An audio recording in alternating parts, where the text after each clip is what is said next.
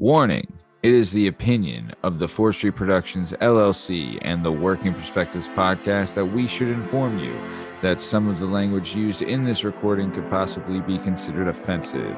You have been warned, so if you decide to listen to the recording, then don't complain about the language.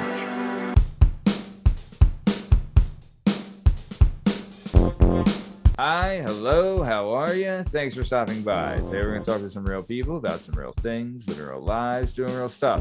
This is the Working Perspectives podcast. I'm Matt Lavelle, accompanied by JDub's favorite son, the one and only JDub Justin Richardson, and our guest today is the man, the myth, the mountain, Dave Rascob. JDub, are you ready? Bing bong. Yeah, I am. Bing bang. Love it. If in case you're wondering, you can find all our stuff on all podcast platforms and YouTube at Working Perspectives Podcast. You can hang out with us on Instagram at Working Perspectives Podcast, and you can join us on the Twitter and the TikTok at Working P Pod. If you'd like to be a guest on the show, please email us at workingperspectives@gmail.com. And for the love of God, she's beating me to death with this. Just like and subscribe so my wife leaves me the hell alone for doing the show. This is the Working Perspectives podcast. Let's get this thing started. Let's go. It's all objective to be effective by voicing societies. Working perspective, exploring your day and how you get paid. Launching a new episode every Tuesday. Your day can transform while we inform with new episodes available on every platform. So check out our vibe and how we get live. Then do us a solid. Share and subscribe. We're just sharing. We're just sharing. We're just sharing. Working perspectives.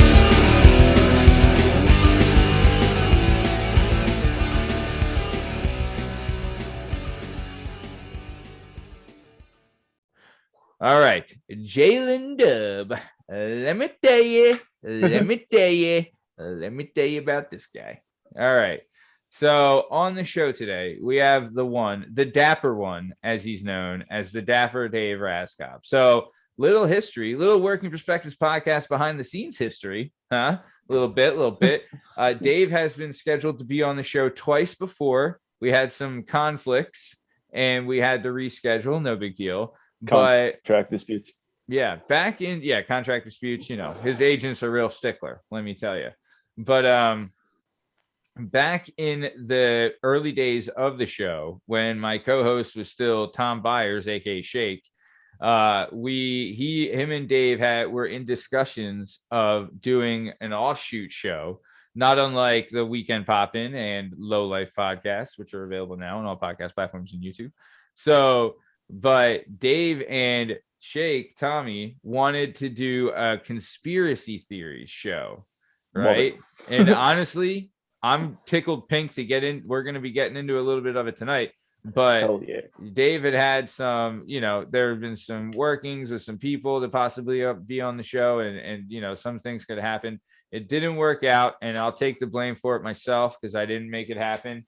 But honestly, super excited that we could get him back. I'll tell you what, there's one of these guys, and I think we're all going to find out that when you talk to him, right, like you're like, okay, let's go. Like, I want to talk with this guy. I want to have an in-depth discussion with this mahogany wood of a gentleman, right? So it's super happy he's here. Little backstory, two things. One, you guys can't see it on camera, but he's a dashingly handsome, good-looking son of a bitch. He's recently dropped a ton of LBs, and he's 6'10.25". And are you really? No, Is that an exaggeration? All right. No. I know he's tall. I was like, holy shit, is he that tall? I think he's 6'5", 6'6", like around that, right? It's fucking Jordan height. Yeah. I would have made the league. Like most people probably tell him, I would have made the league if I was that tall. Oh, bro, dude. I mean, we're probably gonna get into it. But one of being that tall, you're probably asked to play every sport that was ever invented, right? Yeah. Like I'm sure even cricket guys were like, "Hey, you want to fucking take a swing over here with some cricket?" It's everything. But But either way, so one time we're playing pickup football, and it was just like a 4-on-4, like a receivers game, Yeah. And Dave I was the second tallest guy there, and I'm 5'10.25", right? So Dave was just, all he had to do was stand there and put a hand up, right? It's a bunch of 5'10" white guys. We're not, I don't have a 36-inch vertical, so it's not happening. But I was getting so frustrated with him that he could do it. That one time I was covering him on a play, and we're running the routes, and I'm legit like punching him in the stomach, right? And like elbowing him and pushing, like doing the most pass interference ever. And he still caught the ball. And I was fuming mad, right? This just big like old puts his his hand on your head and just shoves you away. Like, that's exactly what it was. It's me there, like, give me the ball, and him just being like, all right, bub, one hand. Yeah, it's exactly what it was. But but either way, then later that night we go out to a bar. I don't know if it's still there. Would you know Hat Tricks? Is Hat Tricks still there? Yeah, I spent a lot of time in Hat Tricks. I haven't spent a lot of time. I've been there a few times, nothing crazy. But we were in there, and it's a gang of us, and we're all hanging out, and we're leaving Hat Tricks, after last call, and we've been there all night. I stole a pool cue, right, from Hat Tricks, and we get to the car, and it was Dave's car. Dave was driving, and he hadn't been drinking. He was, DD, designated driver.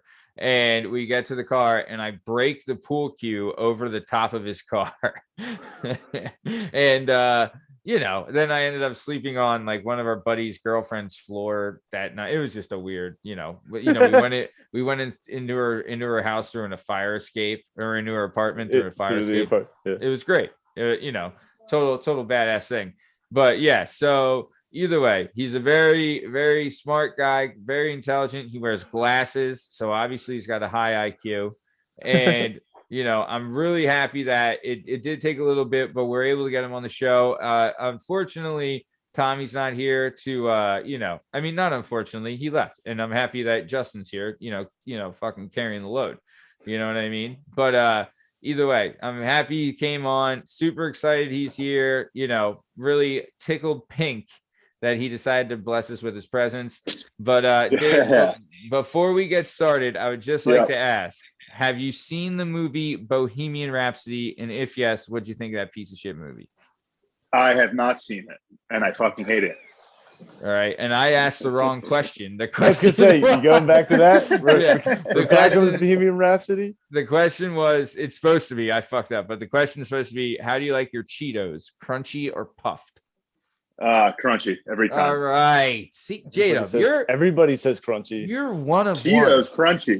I'm the only one boy. Good, if cheese balls, man. But yeah, that's why I say puff, is because of cheese balls. Everybody, dude, that is, you're legit. Probably we've asked this question like 6 times, Justin, maybe. Yeah, and all crunchy. But everyone goes to cheese balls. Everyone goes to cheese balls. If you're gonna do a puff, it's the cheese ball. Yeah. And if you're and otherwise, because there's only one brand of the crunchy, anyways, is Cheetos. Like no other, like all the other hard ones are trash. You got to get Cheeto brand. Yeah, I don't mind crunchy. A little Cheetos in a party mix. Throw it in a party mix. In a party mix, yeah. That's all generic and together. Yeah. By itself, the knockoff Cheetos can't stand alone. But no, absolutely, absolutely not. I'll tell you what, I do love a good tub of party mix. Party mix is a good time. I will say that. Big fan of party mix. Big fan. So Dave, happy to have you on the show, pal. How are you, brother? Dang, finally glad it worked out. It's been a long time coming. Yeah, legit. You were booked, I believe, last March. So yeah, thanks for sticking with us. I'm glad you made it this far. Hey man, me too, pal. We're just gonna keep chugging. We're at time of recording. We're about to. At time of recording, we haven't aired our 100th episode yet, but by the time this airs, we'll have aired over 100 episodes. So yeah, man. Just we're doing our thing. But you were there. Absolutely. You wanted to be there early doors. You know what I mean? I want to be the early ones. Which episode? Yeah, you got to keep track. Did we record episode 100 already? Yeah. Oh, yeah. Oh, son of a bitch. Why didn't you say something? We should have danced or something. Well, you gotta have some sort of so here's, I guess I'll have to. I mean, I could leave this in, but if you want, Justin, you can still be on episode 100 because it'll be recorded next Wednesday, December 15th, and then episode 100 airs December 17th. Oh, you're doing like because the pop-in will end up being a 100th. Yeah. All right, I'll be in on it. Okay, yeah, nice. It's good. I have a couple people coming back. I have Party Boys coming back, right? Oh, hell yeah. Obviously, Strong Stem will be there. I talked to Dirty D. She might pop in. No pun intended. And then I talked to Shake. See if we get Shake on. So maybe we can fucking hook him in one time. Yeah, man, reel him in. One time only. You got to give it to him. He was there, without him, the whole damn opera falls apart. I'll tell you that. So, but either way, enough smoking Shakes, fat cock. Let's keep it moving. So we got a lot to talk about today. I do want to get into this before we get started. So, sure. Dave, are you good to talk about the conspiracy theory show and the idea behind that? Yeah, man. We talked about just, nothing too super serious and some of the lighthearted stuff. Nothing. Yeah. Comedy first, as always. Comedy first, absolutely. Everybody loves some good alien talk. Maybe some Bigfoot type stuff. That end of the conspiracy theory spectrum. Yeah. We're not political warriors on this show. No, I don't want to. Yeah. No, yeah. Bigfoot's not a Democrat or Republican. Right. He's a goddamn American. Absolutely. It's a Green Party. Yeah. No, if you wanted to get in some like National Treasure kind of ish, Nick Cage kind of stuff going on, maybe with some little aliens thrown in there kind of gimmick, sure. Right?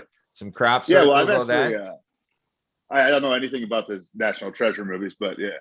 Oh, they're fire, yeah. Oh, they're so good. Dude, the Freemasons. I'll have to check them out. You don't know the Freemasons? Yeah, they're good. I know all about the Freemasons. Dude, you haven't seen National Treasure 1 or 2 with the Nicolas Cage? I mean, nah. Justin, I know your feelings on Sir Nicholas, but I'll tell you, it's good Cage. It's good Cage. Did you ever see? They're fun. Yeah. Did you ever see Mandy? No, I've been meaning to. I want to see that with Nicolas Cage. That's good, Nicolas Cage. It's like it's got animated parts in it, and that's a movie. It's a chainsaw fight. Watch it. Regardless of Nicolas Cage, watch it. Mandy, it's great. What's it on? I don't know. I watched it on the a couple years ago. Oh, okay. So it's been out for a couple of years. Yeah. It's not brand new. Right. I mean, 2019, 18. I have a subscription to almost everything except for I don't have Paramount Plus, but I have pretty much everything else. So I think I get everything besides Disney.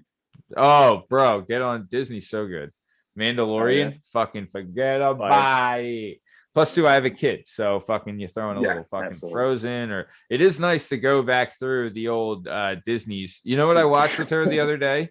Do you remember the cartoon Robin Hood, where Robin Hood's a fox? I was just gonna say that's the best animated movie. So good, so good. There's a song in that gets so overlooked, and I looked it up, and Mumford & Son did a cover of it, and it's like "Not in Nottingham" is the name of the song, where it's like every town has its ups and downs. So good. Just so good. What were you going to say, Justin? That movie, Emperor's New Groove, is as a sleeper. Great. Sleeper. The Hercules movie it's not as good as the other two, but it's up there. The Hercules is good. James Wood plays the devil. And Danny DeVito plays the sidekick. There's a little too much singing in it for me, but it's good. Dude, DeVito is so good. I loved when he would say, like, going to Thebes, stuff down, like fucking DeVites. You can't beat the DeVites. Dude, but even like, dude, I can't wait to show her Lion King, right? We watched like Lady and the Tramp, fucking so, dude. Even just like it amazes me how they got like the scores to those old movies. You know what I mean? Like the musical scores are it's all orchestra, right? It's incredible how they did. I don't have children. I just rewatched Ratatouille not that long ago. Ooh, that's a good one. That movie's so good. That's a good one. That's a pretty good one. Yeah. It's pretty good. Yeah, nice. So all right, but yeah. So Dave, are you cool? I want to start off. I do want to get into a little conspiracy talk, right? Because I do. Yeah, absolutely. I do love it. I do love it. So, what is a conspiracy that you like? One of your faves? I'm big on. I mean, it's the aliens in general is probably what I spend the most time on. We all know you love probing. Yes, absolutely. Big fan of the probe. Hey. Yeah. No, sorry. Keep going. No, all good. Just one thing specifically. You guys know anything about Skinwalker Ranch? Skinwalker Ranch? Yeah. No, I've seen the documentary's on Hulu. I think it's on Hulu. Yeah, I haven't Hulu. watched it though. My buddy he's told me, and I've gotten a brief rundown of it. Shout out to Hunt for the Skinwalker. Hulu. Yeah, go. Hunt for the Skinwalker on Hulu. Go ahead, Dave. Yeah, I mean, I think it's on Hulu. I don't forget what I watched it on. But basically, Skinwalker Ranch is this ranch in Utah that has all the paranormal activity, UFOs, Bigfoots, just creatures showing up, crazy people coming there, all on this ranch on Native American territory in Utah. Wow. So it's documented. There's books about it. There's this guy, Robert Bigelow, who owns what I think Motel 6. Yeah. But he's big into spacecraft, like legit. Like he has a spacecraft company. It was on 60 Minutes talking about it and aliens and all that stuff. So and he funded it for years, the research there. Wow. So I mean, this is a popular, like you can find tons of stuff on it. The movie, tons of podcasts talk about it. There's Skinwalker Ranch. Skinwalker Ranch, man. There's some, everything on one, 3 mile. I don't know how you define sizes of ranches actually. Right. Yeah. We'll say it's by leagues, right? Isn't that how they measured it back in the day? It's 3 leagues. Sure. It's the ocean. Fuck that is. But dude, that's like, I mean, of course it would be in Utah, right? Come on. Yeah. That's the thing. Have you heard about the one where they're in like a mine and they like break through a wall, and behind that they see these aliens walking around? They're gray, and they make eye contact with them, and on the other side it's guys with machine guns, and they separated everyone in the mine, and they told them that's not what they saw, and the one guy had heat burn on his chest, like the thing just held its hand out, and he said he started getting hot. And then they like shut down the mine and stuff. Like there was some underground like lab that they had like stumbled upon. I forget what documentary that's from. I would love my thought on that is there. Yeah, I mean, if you think about this sort of stuff, if any of this is possible, I guess it's all possible, right? Yeah. I mean, if you've got interdimensional Bigfoot, why can't there be aliens in a mine? Right. Yeah. Dude, I mean, alien life exists on this planet, and I'll tell you where it works. Fucking Applebee's. Tell you that right now. If there is alien life on this planet, which I believe there is, they're working at Applebee's. Working. I was going to say sitting at the bar right now. Probably. I mean, dude, probably both. It's probably like that bar in Spaceballs where the guy jumps out of John Hurt's stomach, So it's just the whole thing. But yeah, no, it's dude, I'm big on that. What else? You got another one besides Skinwalker? No, I mean, plenty, sure. Does jet fuel melt steel beams? Does it? One of the classic. That's the 9/11 like conspiracy that like the jet fuel couldn't have melted the beams to collapse the building. Yeah. Oh. And Tower 7, how did that collapse? Or Building 7 or whatever. Yeah, no, you're right. Tower 7, Building 7. It's just there's a lot to that one. That's one of the things that if you really like look at it, it's less of a conspiracy, more of like they just messed up. Yeah. It gets like what's they dropped the ball. A lot of the stuff from that Fahrenheit 9/11's been proven not true. Like that whole story about there was like an insurance claim that was taken out like a month before and stuff like that was proven not to be true. But like the building was full of asbestos and it was deemed to be like it had to be taken down. We can get into it. Yeah, like you could talk about that forever. And they were like, they'd have to take it apart floor by floor, and whoever owned it was like, it would cost 3 times what the building's worth to do that. Because of the asbestos. Yeah, to like safely do it in New York, and then it collapsed. Yeah, I wonder who was their insurance provider. Like, is there like, do major buildings now? Like, I know that they all have equipment breakdown coverage, but like, do you think like you're a major building now? Well, you know what? There is terrorist coverage, right? Like you can't get terrorist coverage. So like coverage from a terrorist act where it has to be deemed like an act by foreign party against America. I've studied all of it. Got my P&C. No big deal. But I would say every building has insurance of some sort, because planes have hit buildings before, not on purpose. True. That one baseball player. Yeah, the little biplane. Yeah. So like, but like that plane, the building collapsed. It's got to be worth more than $1 billion. Yeah. Yeah. Right. Yeah. The whole building. And the people inside and the equipment inside. And all the claims that are going to be made. Forget about it. They were worried about the windows on the third floor. Now it's like, well, fuck that. But yeah, I'd hate to be the adjuster on that job. I got a couple other ones. Have you heard the JFK Jr. still alive? Oh God, the QAnon stuff. Yeah, man, that's one of the ones that I don't really pay attention to, because it's just the dumbest people. I got some more dumb ones. Have you heard Michelle Obama has a penis? No, that's not. There's like pictures online where they show her and stuff. Like, look, it looks like she has a dick in this picture and a dick in this picture. She's got bigger guns than all of us. I'll tell you that. What like the what's adrenochrome? Where they eat and stuff. You believe in that one? No, I certainly don't believe in it, but I have heard. You heard it? Yeah. Jesus. Like that used to be less political too. Like that's something that ties into like Pizzagate and all that stuff, where they think it's like in the basement, then that proves that pizza shop didn't even have a basement. Right. So it's like that comes from kind of like satanic panic type thought. So that's what's one thing. That's the other thing about like the QAnon people. They just steal part of like some of the dumbest things from all the other conspiracies, and they wrap it up into one bigger dumb one.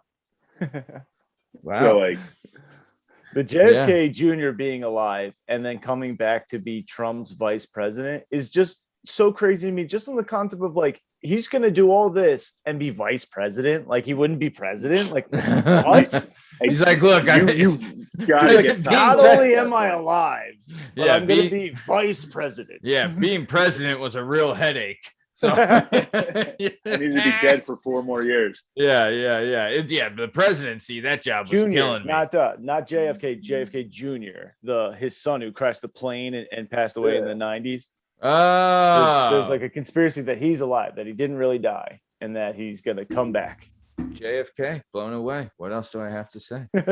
So nice. Let's all right. So I don't want to get any politics on this show, because that that gets down a weird tunnel. But then let's not go there. But if you haven't seen it, check out National Treasure 1 and 2.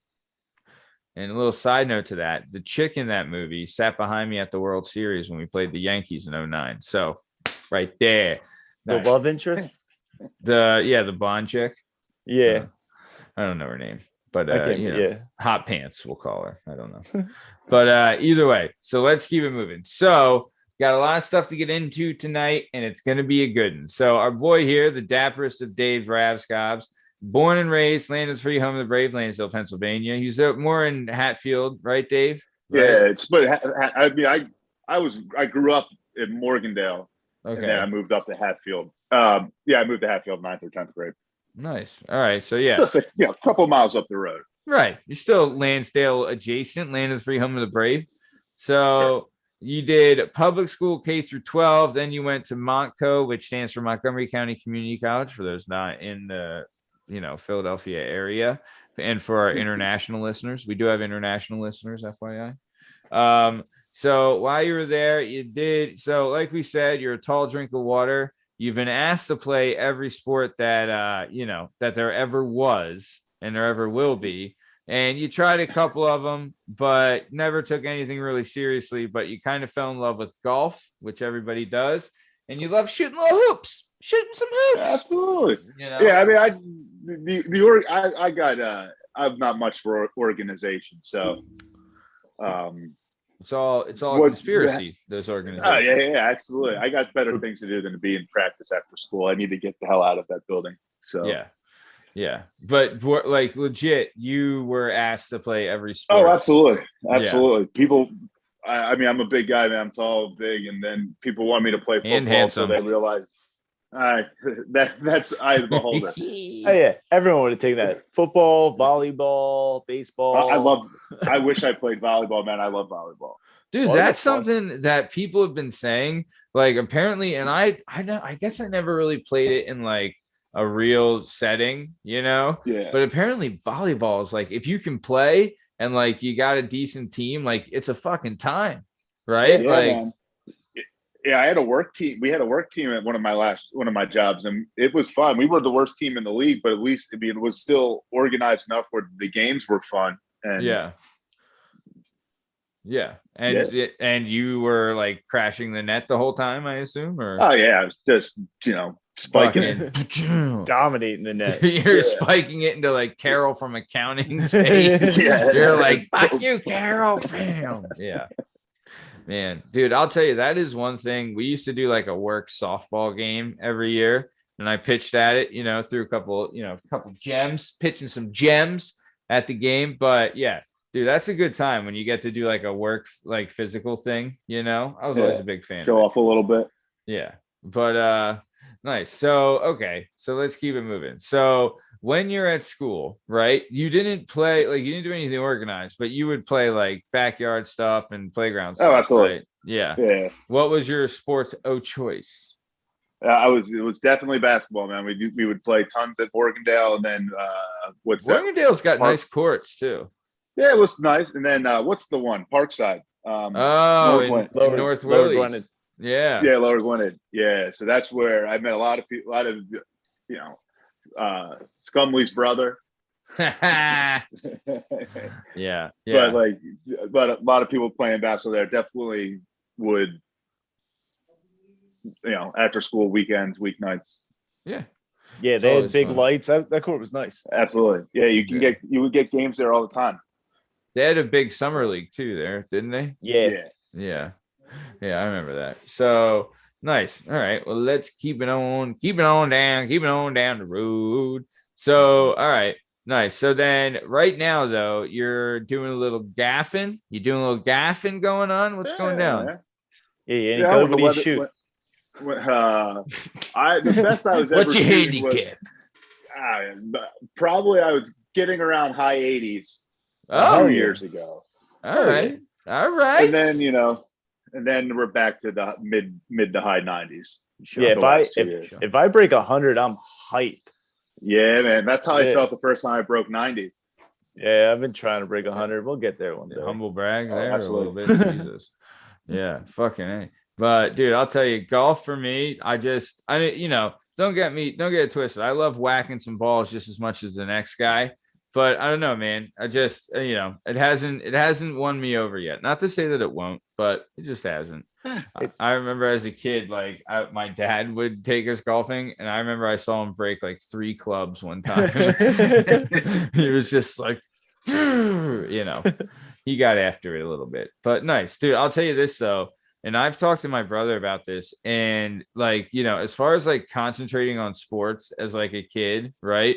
Like we did focus a lot of time to a couple sports, and I really wish if I had to do it over again, if I would have focused all that time into golf instead of the other stuff. Oh my God, it would have been like, dude, forget it, right? Like, it's golf or tennis. If they would have shown me that when I was like 6. No, here's the thing tennis is rough, bro. I'm nice at tennis. Here's the thing about golf, though. Golf, I think you need the most natural talent. Yeah, you have to have the gift. You have to be a little Bagger Vance. Yeah, because you can practice and practice and practice to a certain level. Yeah, but you'll never get to it if you're not there. Where it's like darts developing a consistency, like being able to swing the golf club the same every time with ease, where other people struggle to like form a swing. Other people just step up and just have it. Yeah, I would say I don't make the same swing twice in the same round. Yeah, just a shit show most of the time. Wow. Yeah. But when I hit the ball, I can hit it far. That's what saves me. Sure. You can put a little Bambino on it, Absolutely. Yeah, nice. I'll tell you the key if you want to stop slicing, and I've said this on the show before, put a little chapstick, a little bit of chapstick on the driver at the head of the club, no slice. Free. There you go. Free advice. That's true. I'm gonna try it out. Like you can't fucking whack it like a duck, but if you just hit it, connect with it, right? And you don't have the clubs, pointing this way or that way. That doesn't put any spin on the ball, and you just fucking shoot it on down the road. I'm gonna try that. I gotta remember that. Yeah. No, dude, it works. I'm telling you. So let's get into this a little bit. So when you're in school, you're going through school, you didn't really do any did you do any after school programs or anything like that? Or you're just left school, fucking went home, whacked it, played some video games, and then went to bed? You throwing some hoops in there, Yeah. Whatever else you do during the day, I don't know. I wasn't not big in the organized North Penn activity. Yeah. I can't say I blame you. Dude, they must legit though. Every day they must have been like, "Hey, when are you gonna come out for football? Huh? Hey, you big guy." Yeah. I remember the coach was the security guard, and he saw me in the hallway one day. He's like, "What the hell? Why aren't you on our team?" Like, yeah. I don't like people hitting me. Yeah. Because I'd rather not. Yeah.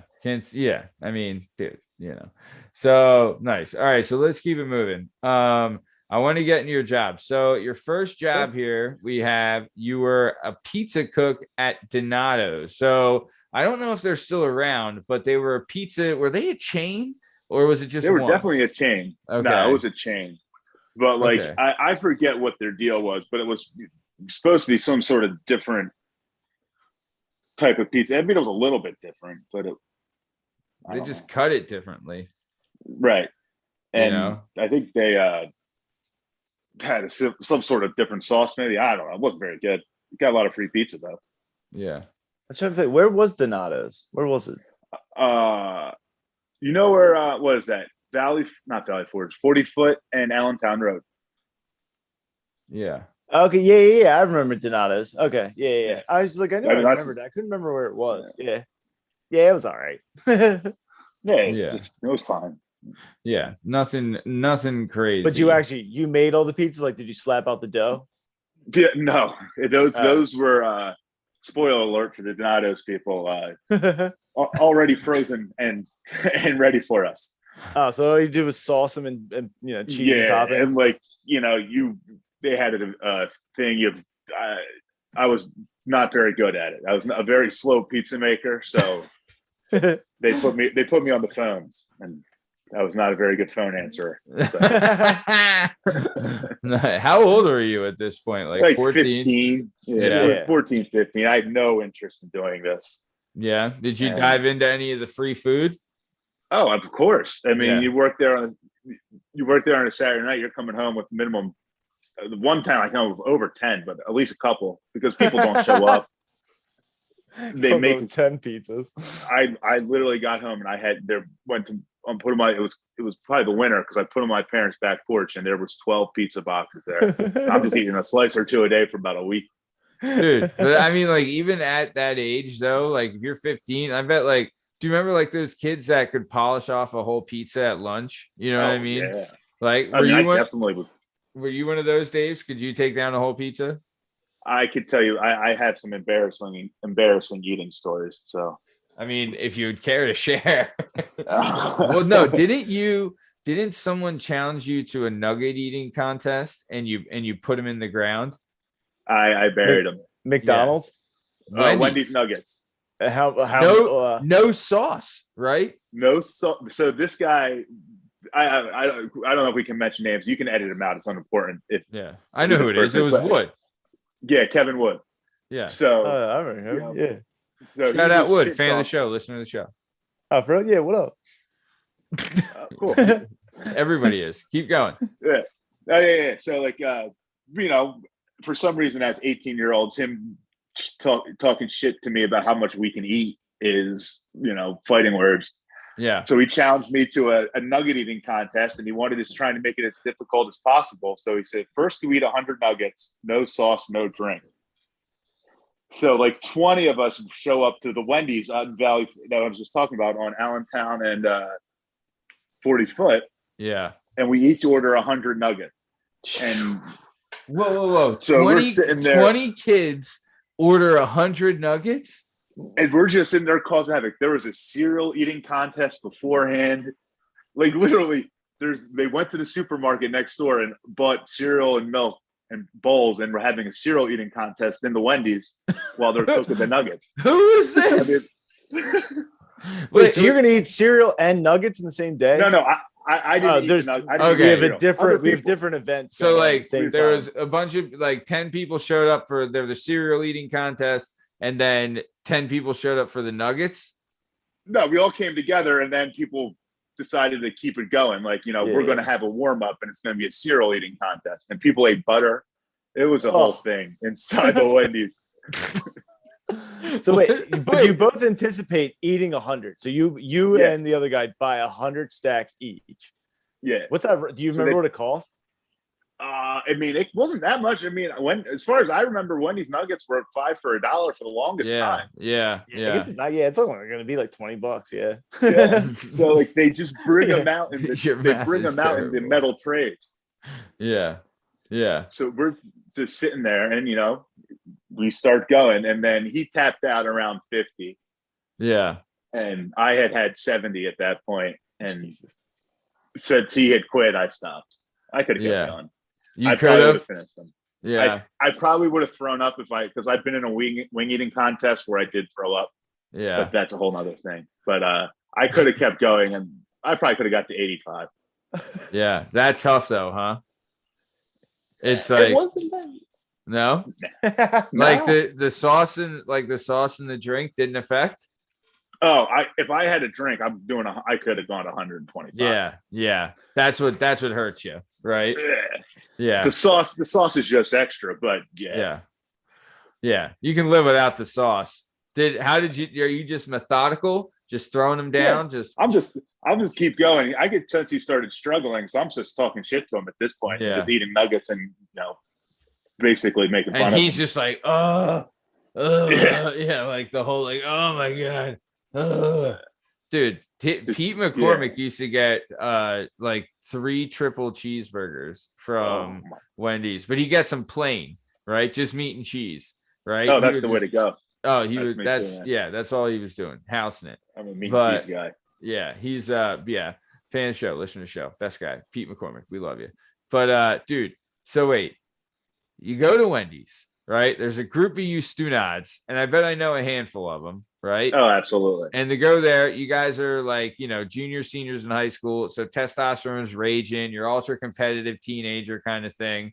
So you're like, look, we're not just gonna eat fucking nuggets here. All right. There's a grocery store next to us. Let's go get some cereal. And right. So what? There's just who could eat the most bowls of cereal.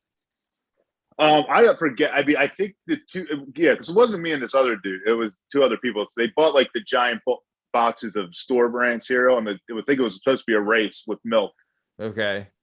To eat all the cereal. I think he just made a mess, really. Yeah. Some Wendy's employee had to clean up a bunch of cereal that day for some reason. Oh, brutal. Bringing in outside food. It's like, what the fuck?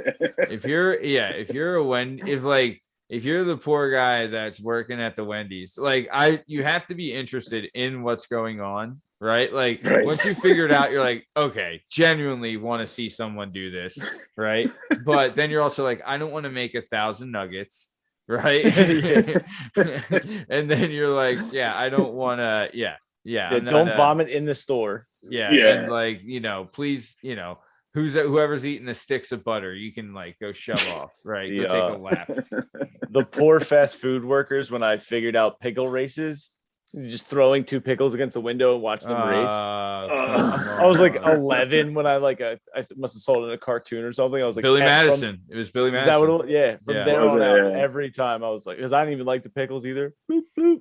I think it was Billy Madison and Wayne's World. I think they both did it, but one of them did it. But either way, no, dude, it's dude, back in the day, I guess until what was that one movie that came out where Super Size Me, right? when that came out, that damaged the fast food industry so much, right? Like that one, people were like, okay, whoa, like what's, this isn't good. Because like, dude, we were eating it like Mickey D's all the time and Burger King and whatever. Like it was just like a normal thing. Now it's like, absolutely. when you do fast food, it's like, oh no, what are we doing? We're taking our lives into our own hands. But I mean, the way you feel after eating fast food. If you did it every day for 30 days. yeah. Chick-fil-A is pure. But the way you feel after like one meal, if it was every meal. Oh, absolutely. Yeah. Dude, could you imagine eating a Big Mac every day? Like, no. So sick of it. Dude, I remember for a while, like me and my wife, when we were like, like before we had a kid, like, we'd be like, hey, let's treat ourselves to some fast food. And every time, like, I'd be excited, like, God, I haven't had this in so long. And we'd go to like Wendy's or something. And they'd be like, God, I haven't had this so long. I'm going to get a milkshake and a burger and blah, blah, blah. Right. And then afterwards, I'm like, this was just such a mistake. You know what I mean? Absolutely. Regret. Instantaneous. Dude, Wawa gets to be that way sometimes too. You know what I mean? Oh, yeah. I always am like, if I'm eating Wawa, I'm starving. And then I take 3 bites. I'm like, oh, I didn't need this. Yeah. Dude, there's been so many times, like, because I worked, when bartending, you get out at like 2-3 in the morning, nothing's open. So you got it, like, you're living off of Wawa basically. And it's like, God, I don't want to eat this anymore. But you're like, all right, well, I guess I have to, and you're like, oh, they came out with quesadillas, something different. Oh, God. Yeah. That's the life of a third shift worker, man. I worked third shift for many years, and you live off of it. I don't cook at home too often, and so for 3 o'clock in the morning, I've had every Wawa concoction. Yeah, the sourdough sandwiches. I was genuinely excited. That's how hungry I was overnight. Sometimes. Oh, dude, when they started to introduce the cheesesteak, I was like, wow, they're doing cheesesteaks now. All right, something new. And I was like, oh, I remember having these at lunch at school. Great. But it was no, dude. Yeah, I'm with you. I've literally done a million different mixes, got all the sides from like the center and the mac and cheese on everything, done it all. Yeah. And then eventually you're just like, I give up, Wawa, you win. But nice. So, all right. So let's keep moving. So after Donato's, why did you leave? Did you get fired or did you leave? I don't remember getting fired. I think I just probably didn't go in one day. They're like, look, it ain't working out, pal. I think I didn't come to work one day and they didn't call me. So. Yeah. They're like, it's not us, it's you. All right. See you later. Yeah. So nice. So let's keep moving. So after Donato's then, right, you left there and you went to Sears. And I was a cashier. Yeah. So you're a cashier at Sears. How long were you there for? All in all, I was probably at Sears for about 2 years, through senior year of high school to first year or two at Monco. Okay. And and it was just like you're a cashier kind of thing. Like, what were you doing? Yeah, I started off as a cashier, and then when I started going to Monco and didn't have high school, I switched to sales. So I was selling fitness equipment. Ooh, how did that go? You can only sell so many treadmills. Yeah. Were you in hardware at all? Yeah, I definitely sold some hardware, man. I know how to make paint. I don't know. I don't think I still know how to make paint, but I knew how to make paint. Sure. I knew way too much about different lawnmower blades. Oh, lawnmower blades, Dave. That's what they called you. Believe it or not, that's something that goes away real quick when you stop thinking about it. Yeah. Lawnmower made knowledge.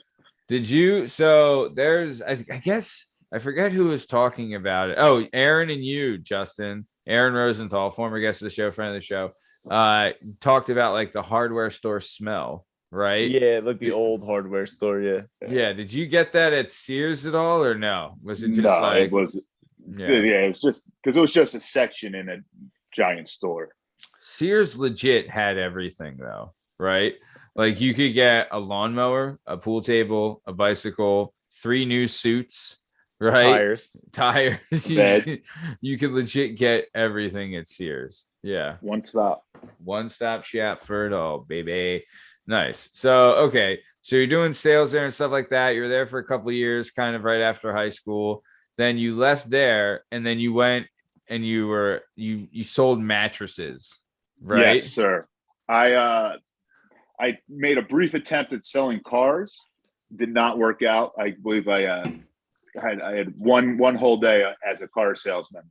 Oh, wow. And they did not like me. So dude, I'll tell you what though, man. Like, I had to find a new job. Yeah, there's some car salesmen that are like, you know, do like working hard, doing their thing, but it is tough to trust them, right? Like, because I've even talked to car salesmen that are like, oh no, you're trying to trick, you're trying to get it over on them, you're trying to, you know, do whatever. And I'm like, I don't think I could do that to like a single mom of 3 trying to buy a minivan. You know what I mean? Right. Just like work them like that. But hey, man, more power to you. If you're making money, fucking make money, do your thing. But so the car salesman didn't work. So Sears salesman didn't work out. Car salesman didn't work out. So we're gonna try selling mattresses. Is that we're gonna try selling mattresses?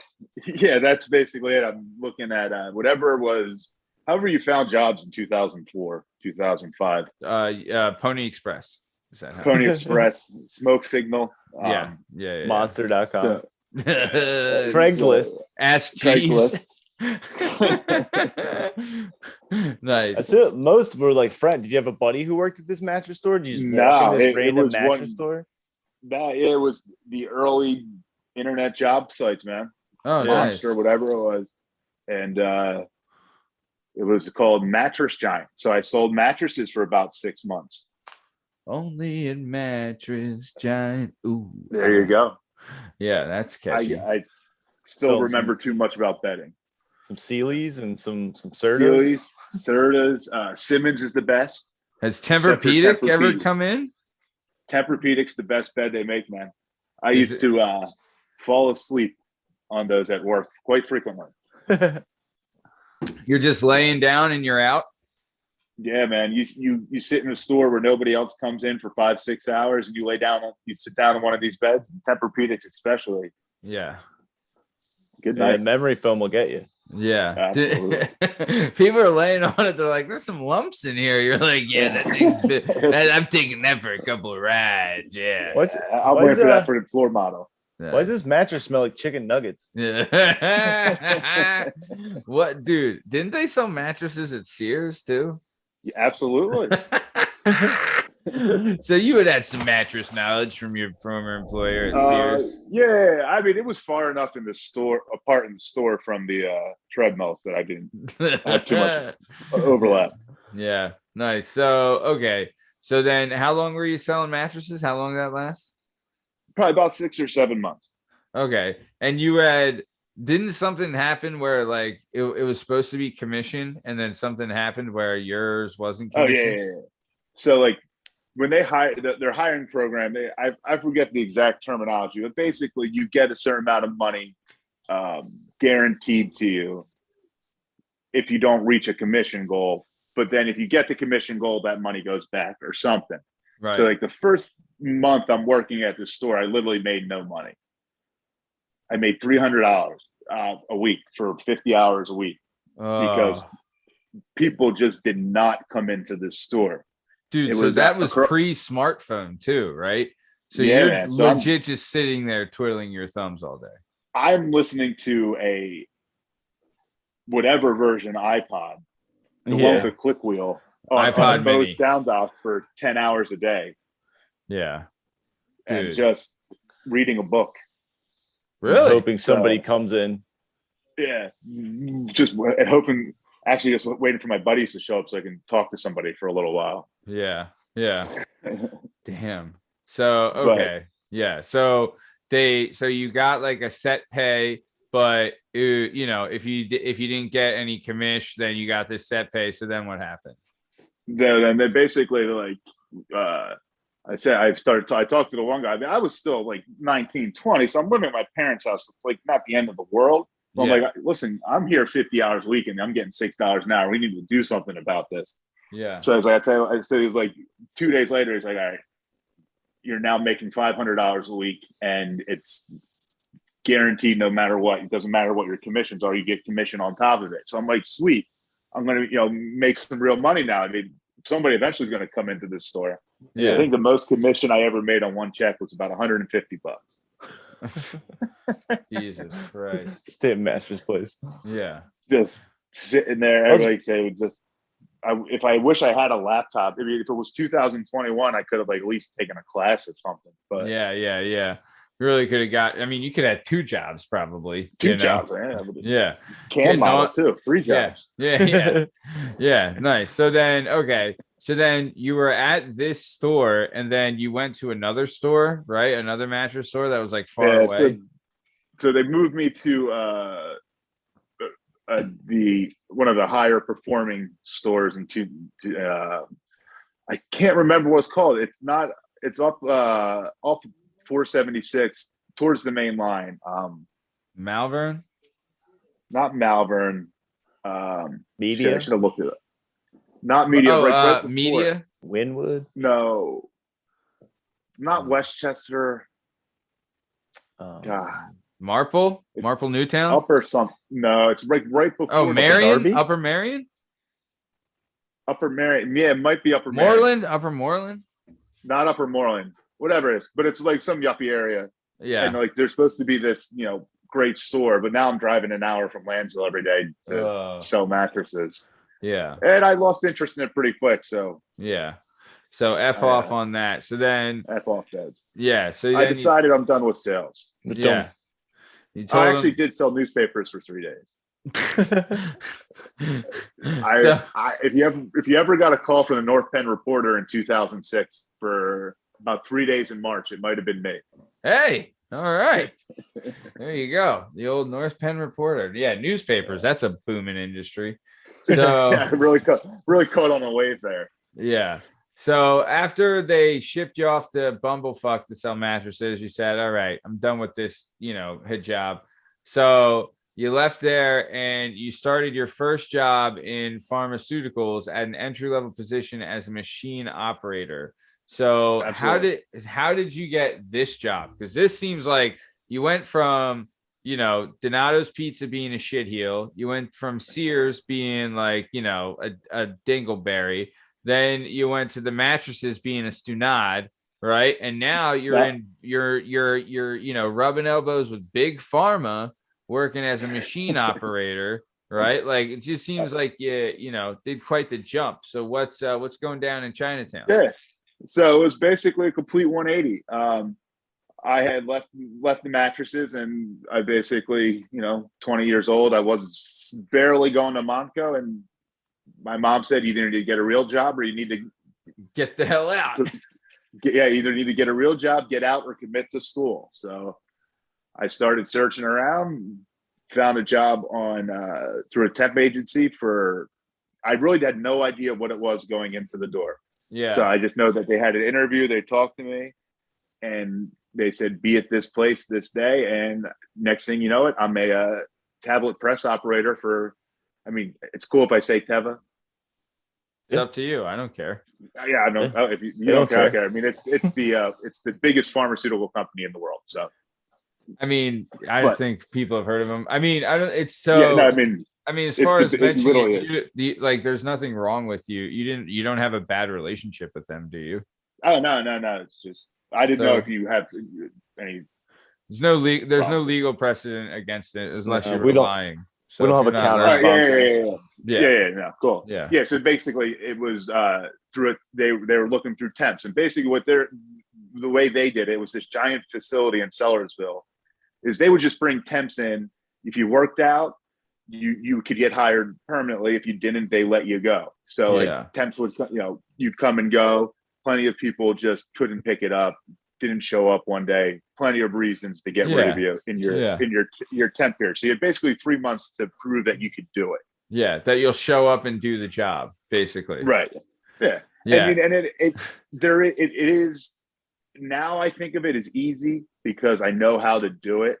But learning it, I mean, it's a lot to do. I mean, you're disassembling and assembling dangerous machinery and you're operating it. I mean, you installing dies, punches, tooling, all that sort of stuff, and running a machine that's going 100 RPM, compressing tablets. It's, like I said, looking back on it, it's easy to me now, but learning it was tough, and it was like a thinning out process. And plus too, like, you're a young kid, right? Like, you know, and like back then, like, you know, they know you're a young kid, you're trying to do your thing. Like, you do need to earn your stripes, because you're going to be getting 401k, you're going to be getting medical, and like, you know, you're going to get all these benefits. So it's like, hey, if we're going to pay these fucking idiots, they at least need to show up and know how to do the damn job. Understandable. And it's the first. Like, sorry. No. Yeah, it's just the first real job. You got to show up on time. You actually got to, like, it's not one of those jobs where you show up 10 minutes late. That's what I was about to say. Like, I went from, you know, being a cashier at Sears with a bunch of other 18-year-olds to these guys who are there working there. You know, they're adults with families, and it's a real job. Real job. Yeah. Nice. So you were there, right? And you're there, like, you went in as a machine operator, right? And you go in there. How does, like, what's the day-to-day life of a machine operator? So like you said, like, you're working on a, like, I guess a tablet, like a tablet compressing machine. So how does that kind of work? So this is the kind of, like, you know, sorry to cut you off, but this is the kind of thing I love that we get to listen to on the show. So we've all taken medication, right? Some of us, even when we didn't need it. Hey-o.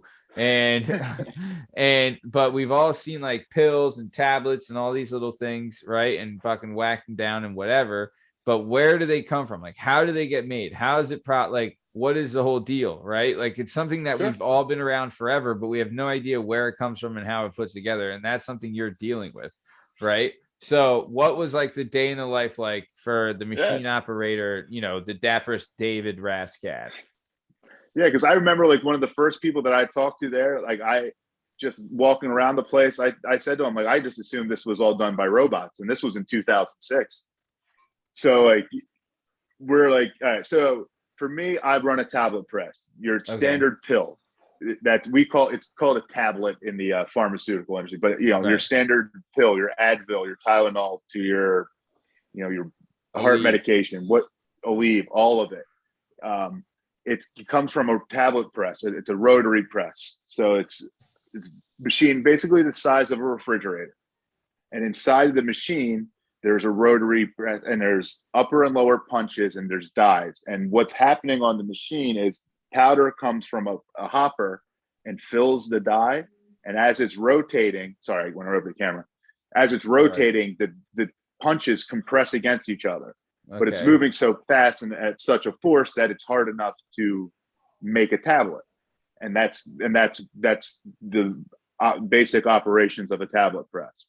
Wow. So depending on the size of the pill and the speed of the machine, that changes how quickly or how active you are inside of the room.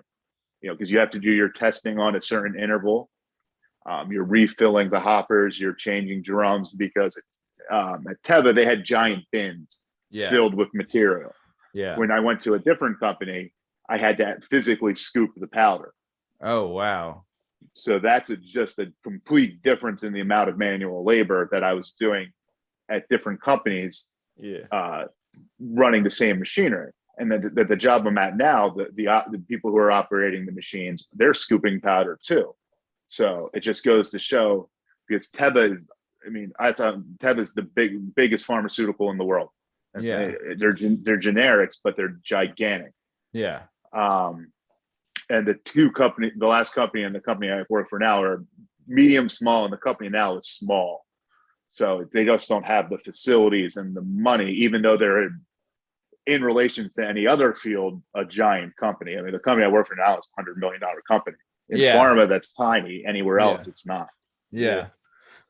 No, you're absolutely right. That is, but dude, pharma, and in this area, people don't know, especially for, you know, our out of town and international listeners, in this area is a pharma, a lot of industry and a lot of pharma. Like Bluebell is one of the biggest pharma places going, you know, it's Pharma City up there. And dude, it's good. Like tell you, it's good money, sets up really nice good communities, money. you know, like it's a good profession to have, and it's a good place for people to work, and like, you know, it can give people like that don't have the best opportunity a chance to shine and really set up themselves and their families for a good life.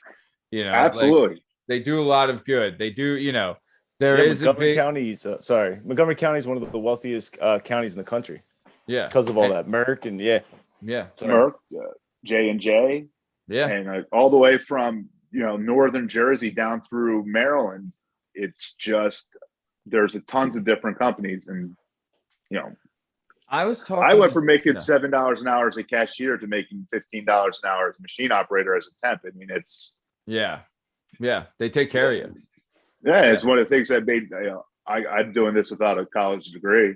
So you can have anyone get in the right field. Yeah, and you can be taught on the job and learn. Absolutely.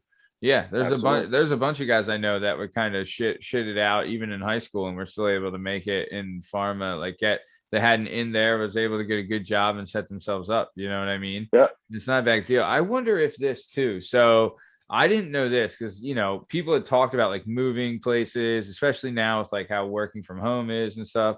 And people had talked about like moving down south, maybe like to the Carolinas or something along those lines.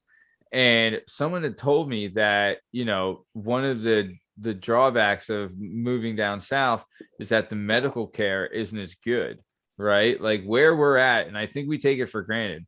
We have Penn, we have Jefferson, we have Temple, and like, dude, CHOP is the #1 children's hospital in the world, right? Like that's fucking nuts, So like we have all these like really good hospitals around us, even like Grandview and stuff, like, not major ones, but good enough, right? And like you have all these major hospitals around us. And I wonder if like because we have like big pharma is all over the place here, I wonder if that has something to do with it, but I'm not sure. Right? Like you think they would go hand in hand. You got the drugs and you got the hospitals. What's going on? Yeah. But Temple's one of the top transplant hospitals in the world, or in the country, or at least in the eastern suburb. Like a lot of people come that's the only reason people come to Temple. Transplant usually. Nice. And Penn just built a brand new. I don't know how much million, but huge hospital right next to the old one, right next door to CHOP. It's a brand new building. It looks crazy. Oh, it's nice looking. Yeah, it's huge. Yeah, it's crazy too. Penn's in like University City. That's legit an island surrounded by shit.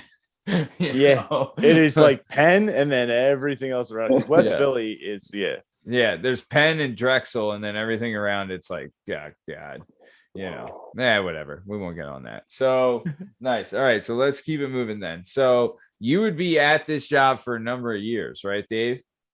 Yeah. So like I was at Tevin till end of 2008.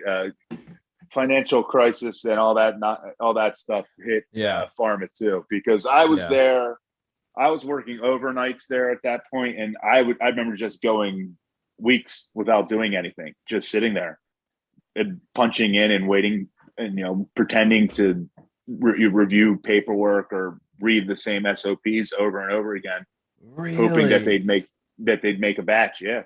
So like for about a month, I just didn't do anything. And then on one day they're like, we're going to lay you off. I was like, I saw that coming. Wow. That's crazy. So like when the 2008, when it crashed, you really got hit. Wow. That's nuts. So you get laid off, right? And what happens then?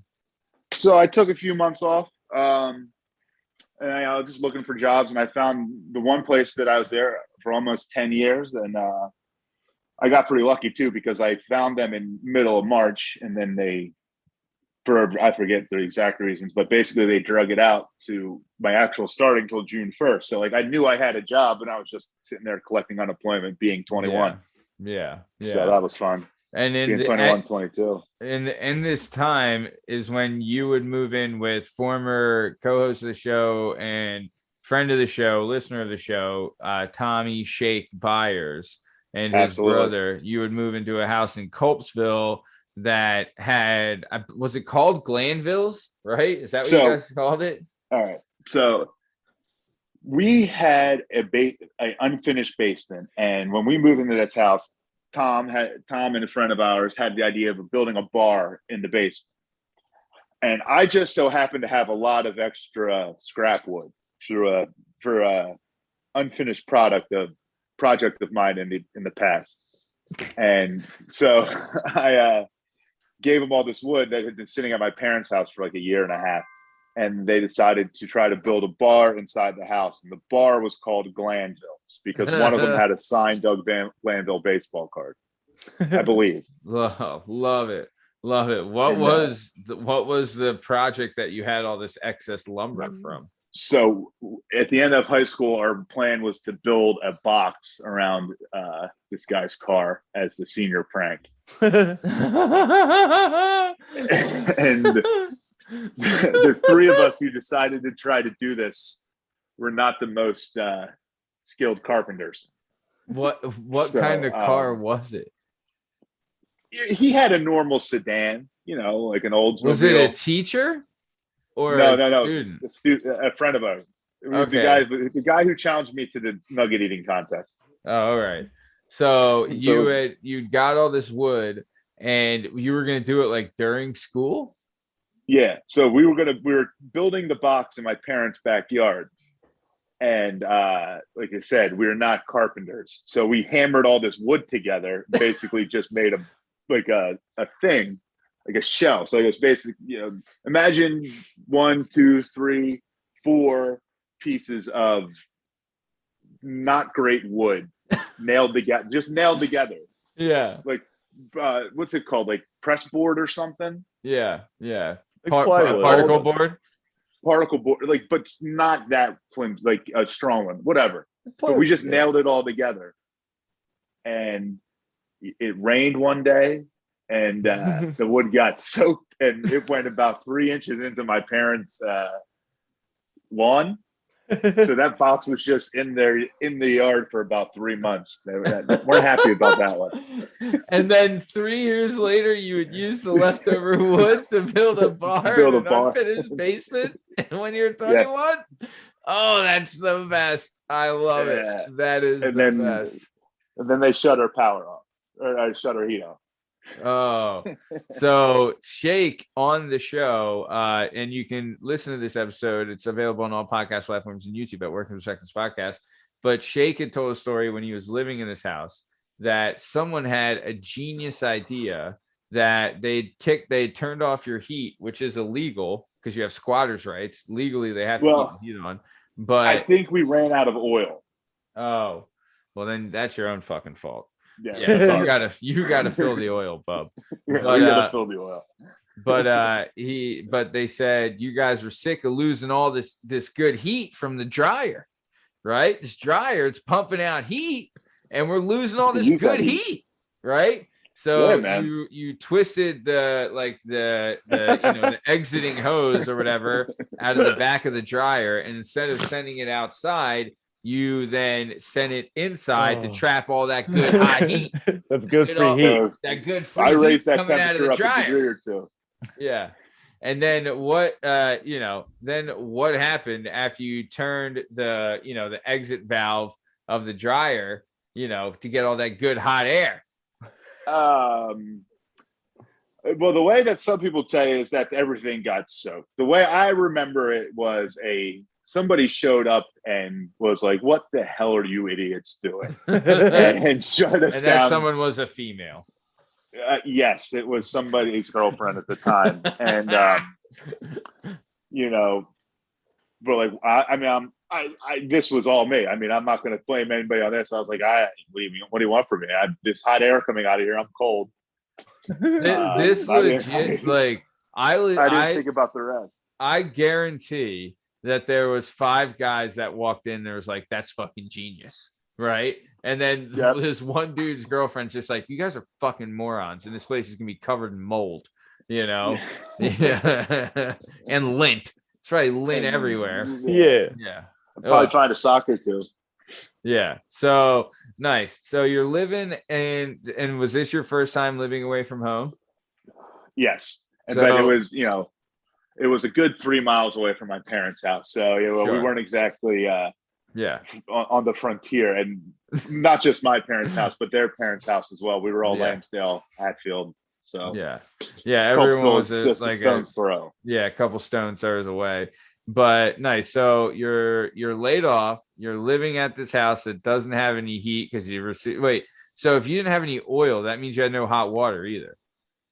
Yeah, I mean, as I said, that's why I would go. My parents weren't working from home at the time. So you just pop in, grab a quick shower and a shave, and head on out, huh? Yeah, but from 2 to 4, no one's at the house. Shower, watching TV. Dude, when I lived in Manayunk, I lived at this house on Markle Street, 444 Markle Street. I think you might even have been there. But it was definitely there at least a couple times. Yeah. So we were there but from I would say from, we would not pay on Markle Street. We wouldn't pay the hot water bill it would have to be from March until maybe the following November, right? We just, we would go with cold water. And what I used to do is that because I had to get up early in the morning for work. So I'd wake up, I'd go downstairs, I'd put a tea kettle on, right?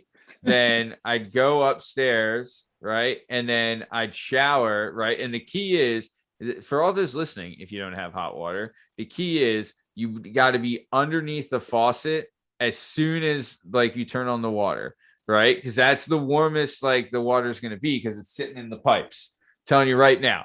If it gets pretty fucking cold. Oh my god, I would cry. I wouldn't. There's no way. Dude, I'm a baby. I'll tell you, I got in decent shape because what I would do is I'm shadow boxing for 5 minutes. I'm doing 100 push-ups, all this stuff before you jump in the shower because you want to get your body kind of warmed up, and then you jump in there, and as soon as that water hits you, it's and So then. Once you're done doing all that, right, you're I would go downstairs and I would get the tea kettle, right, and I'd come back up and I'd plug the sink and then I'd use the tea kettle to shave, the water from the tea kettle to shave. And I'll tell you what, not a bad move by old Uncle Matty. But steamy shave. Yeah. Oh, at least you have some warm water. I thought you were gonna pour the tea. I thought you were gonna let it cool. Yeah, I try to figure out how you're gonna do that. Oh no, dude, because there'd be times where I'm oh fuck, this razor is really, really hot. Because the water, I mean, the tea kettle would legit be burn it up pretty good. But dude, it's it's brutal. Cold shower, brutal. But either way. So you're living, it's during the recession, you've been laid off, you're 21, you're living with a bunch of friends in a bro's house, we'll say, you're at the bro house and hanging out in Glanville's, right? And then you're doing your thing there, right? There'll be a couple times where you'd have to get rent, right? How you'd have to find an interesting way of getting rent. What would you do then, Dave? There's thankfully not too many times, but more than once we tried our luck at Old Atlantic City. Sometimes if you got $100, you might get 500 back on a roulette table. So right. I think we were 1 for 2, maybe 1 for 3. Ooh, the old 1 for 3. Love it. Man, we'd be in the Hall of Fame if this was baseball, but not for gambling to pay rent. Yeah, for sure. So nice. Okay, so then eventually you would get a job, right? Yeah. So after so then you would leave that company after you got laid off. You were done there, and you went to another pharma company. Is that right? Yeah. So I just basically found a new company, but it was doing the same job. Machine operator for a tablet press. Nice. The different pharmaceuticals companies who are making similar products have very similar ways of operating. Yeah. You operate a tablet press the same way. There's a bunch of different companies who make tablet presses, but it's the same principle. A rotary press with tooling and dies and going fast and hard and compressing the tablets. So, dude, story, that's your autobiography, brother. Going fast and hard and compressing the tablets. Fast and hard. Yeah. Yep. That's the story of your life, babe. I write a book. Yeah. The book that will be written. But Nice. So you're back there. You're working for Big Pharma, right? You're hanging out. What was your shift? What hours? So at that company, I literally worked every shift. Originally, I was 7 to 3 first shift. Okay, 7 a.m. to 3 p.m. 7 a.m. to 3 p.m. Then I switched to a second shift, which is 3 to 11. Yeah. Ooh. I've worked that. I've worked all three. Yeah. Then I went back to the first shift, 7 to 3. And then I went to third shift, which is 11 p.m. to 7 a.m. Dude, the worst. The absolute worst. Nope. I am a third shift man. Really? If I could work third shift with maintain my relationship, I would do it. What? You can live without the sun? No, man, you live with the sun in the morning. I played so much golf the year I worked third shift. I would get done work at 7 a.m., get to the course by 8:30, be in bed by 2, wake up at 7 for work. It's actually, I mean, look, the planet is peaceful when it's like you just get done work. Because I used to do the same thing. I would work 8 to 6, 8 p.m. to 6 a.m. Yeah. And then I would you'd get done. Yeah, I would work 4 days a week, 4 10s. And so like Thursday morning, you're done work until Sunday night. So you're like, all right, your week starts, you get breakfast. And then, you maybe go to a shady bar in Norristown that's open really early. And then you see the weird people who drink before work too while you're in there. Before work, like they're going to work. There's a couple like hardscapers in there, and you're like, you're going to have a long day, buddy. Yeah, because I was living in Manioc at the time for most of my time at that company. I lived in Manioc for 6-7 years, and there was the one bar under the train station that was open. You occasionally drive by it. Yeah, but it's a different thing drinking a beer, having a drink at 9 a.m. and it not being like a problem, right? Yeah. Like you get home. I'm not a big after work drinker normally. I'll occasionally have some, but I'm more of having a couple out type drinker. But sometimes you just have to have a drink at 9 o'clock in the morning. Yeah, I think Peck Miller's was one of those places, right? In Roxborough, but it's dude, I don't know, man. Even like when I was bartending and I would be done at 3 a.m, 4 a.m, it would get to me, I don't know. It eventually would, like, we had talked and we had Aaron Rosenthal on the show, and that episode's available on all podcast platforms and YouTube at Work and Perspectives Podcast. But he was on the show and he had said that he had developed like the third shift depression. Right. I think it was like a shift mood disorder or something that he called it, where like working third shift, dude, it could, like, when you don't see the sun and you're moping at a job that you're not in love with, like, I get it. It's like Dave said, go ahead. Like trying to maintain a relationship. Yeah, that's the issue. Yeah. Like if you can sleep when the sun's out. And like they said, I was single as anything at that time in my life. So like there was no,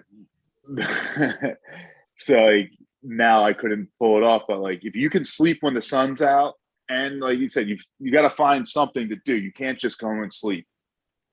But if you have like an activity, okay. So like your saving grace was golf, right? Like, absolutely.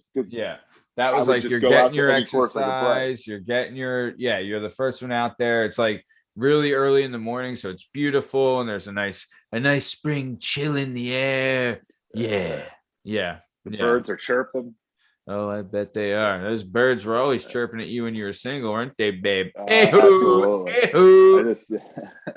Nice. So were you a machine operator the whole time at this new pharma place? No, so eventually I got promoted to quality assurance. All right, which is basic.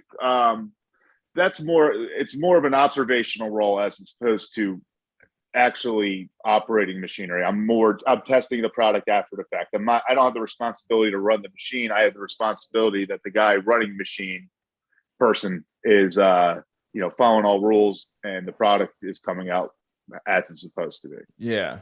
So do they take that seriously, the quality assurance, right? Like, because Absolutely. They could be in a big heap of shit if they're sending out something that's messed up, right? Absolutely. And it's not even the fact that if it's messed up, that that jams company. Obviously, things happen and there's recalls and procedures for all that stuff. Sure. But the stuff that really gets companies in trouble is then they lose control of their process. So like if you can't prove that you're doing things correctly, even if you are making good product, you can't prove it. So that's where the FDA and their audits and inspections comes in. And that's why they are so strict about it, and paperwork and documentation of all that is so important. Yeah. Nice. Okay. So then you're doing the quality assurance job here, right? And then everything's going well. You're having fun. You're doing your thing. Then you would eventually get laid off again, right? And it was because the company was, like where it was at was moving to another city. Is that what was going on? Yeah. So that's one thing that happened in pharma is companies purchase, buy and sell each other and move operations and close facilities. Yeah. And basically the company I was working for found a facility in Indiana, and it was a brand new facility. It was much bigger with all new machinery, and it's cheaper to pay people in Indiana. Sure. Than Northeast Philadelphia. So they it's that Hoosier hospitality, babe. Yeah. They're gonna get it done. So nice. So you're doing okay. So then you get laid off, right? And how long ago was this? This was end of 2018, beginning of 2019. Oh wow! So not too long ago. All right. No. Yeah. So like I was at this company from 2009 till the end of 2018. Okay. So you spent a lot of good time there. So you really developed So after you left there because they moved, right? Right away. So like after that, you kind of took a little break and you had your lady, right? Yes. And so you decided to do something that this is honestly like, it seems like a dream for everybody, but you did a little traveling. You hit the globe. Traveling. Absolutely. I traveled the world. Well, maybe not go the world, Eastern Central Europe and the Middle East. Nice. So my fiance, in the beginning of 2018, she got a job in Abu Dhabi. Woo! So she moved to Abu Dhabi, and then we doing what? Sorry, in architectural world. No, okay, all right. She's a Zumba instructor in Abu Dhabi. She's a freedom fighter. Yeah. Freedom fighter. She's bringing the fight to She's them. an oil tycoon. That's what she's doing over there. Oil man. No, okay. So sorry, what was she doing over there, Dave? Yeah. So she was in the architectural field, industry, whatever it's called. Okay, nice. So she's a genius. Plenty of buildings. Yeah, the smartest person I've ever met. I'm sitting right here, Dave. Right here. Oh, sorry. Second smartest. Mm-hmm. Yeah. Well, right. I'm the second smartest. You're saying, real nice. Okay. Oh yeah. So either way, she's working in Abu Dhabi as the locals United call Arab it. Emirates.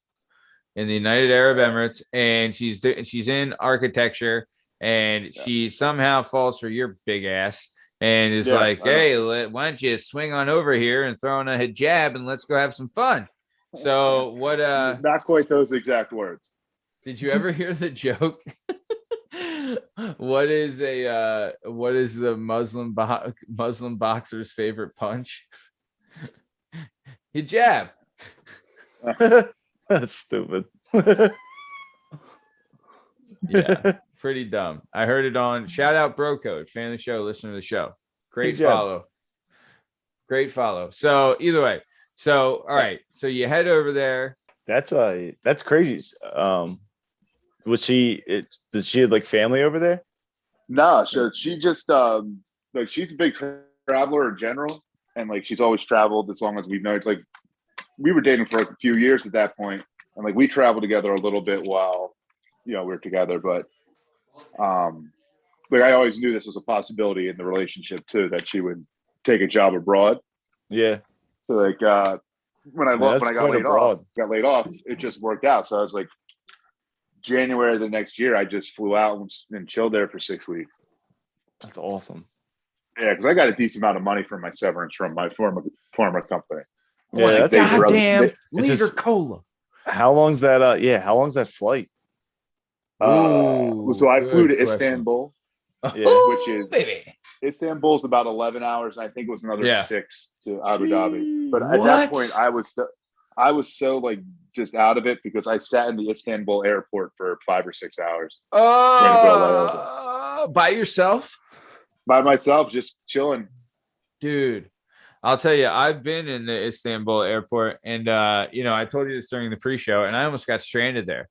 And I'm a God-fearing American, and I wouldn't let that happen to me or any other God-fearing Americans. And I was on the way back from Albania, and we had done Turkish Airlines, which is shout out Turkish Airlines, fan of the show, listen to the show. But shout out Turkish Airlines. But either way, did the same thing. Went JFK to Istanbul, and then Istanbul to Tirana, which is the capital of Albania. And then we're on this way back. We're doing the same thing. So we're going from Albania to Istanbul, right? Which is it's a puddle jump. It's only like, a freaking hour and a half, right? And then after that hour and a half, like the way we'd set it up is that the connecting flight from Istanbul to JFK, it was supposed to be like, it was a 3-hour gap. Right. Yeah. So we got there thinking like we have plenty of time. Right. And we're going through check-in and the processing and everything. And it takes forever. And it's a whole thing. And, it is what it is. And we're looking at the TV and we see JFK and like the gate, right? JFK flight, whatever, and the gate. And then next to it, there's writing and it's in Turkish, but it's red. So I'm like, that's not a good fucking sign. Right. So I'm like, and it's me and my wife and my in-laws, and my mother-in-law and father-in-law. And I'm like, we got to keep moving. Like, we got to go. Like, we got to keep hustling. Right. So we keep getting closer. Like, we're moving. And like, it's a really, really big airport. Like, where we came in and where our flight was taking off, it had to be like a half a mile away. It was really far. So like we're going and I see a TV that's English, right? And it's, our flight and our gate and it's final call, last call. And I'm like, fuck. So I'm like, give me one of the bags. So I just grab one of the bags and I just start running. And I'm taking off. I'm like, I'm not getting fucking stranded in Turkey. Right. So I'm running. I get to the gate and they're like about to close up. I'm like, no, I'm American. And I'm with 4 other Americans and we're getting on this plane and I'm not getting stuck in Turkey. Right. So we eventually they put us through. Here's something weird. Dave, did you have this? Is that when they pad you down, there's 2 separate lines for men, one for men and one for women. Right. Like they don't have the men have to go to one side, women have to go to the other. I didn't know that. But so either way, we ended up making the flight, making it back, watched at that point, I think, I don't know. I watched like the Avengers Infinity War like 6 times. So fucking good. But either way, so that's what was going down in Chinatown with me. But so okay. So you had flown to Istanbul, stuck there 5 hours, then you get another whatever. So it almost takes you a whole day to get to Abu Dhabi. And what did you think? How did you like it? How did it go? What was the experience? Cool. I had a great time there. To be honest with you, there was and it's pretty much it's set up this way for the expats and their visitors. I did basically what I would want or what I could do in any other major city in the world in America. I wasn't working. My fiance was working. So during the day, I just walked around Abu Dhabi, got out and just walked. Did they have is it very tourist friendly? Yeah. And Abu Dhabi, Dubai, it's filled with foreigners. Oh, right? Really? Okay. So it's all people who work for these foreign international companies working in Abu Dhabi, Dubai, who live here too. Yeah. So there's definitely classes, who's a, I don't know what to call low wage worker versus who anywhere else. From her balcony, I'm just looking out at this parking lot and it wasn't, her apartment was probably for Abu Dhabi, a low end apartment. But anywhere else, it's pretty nice.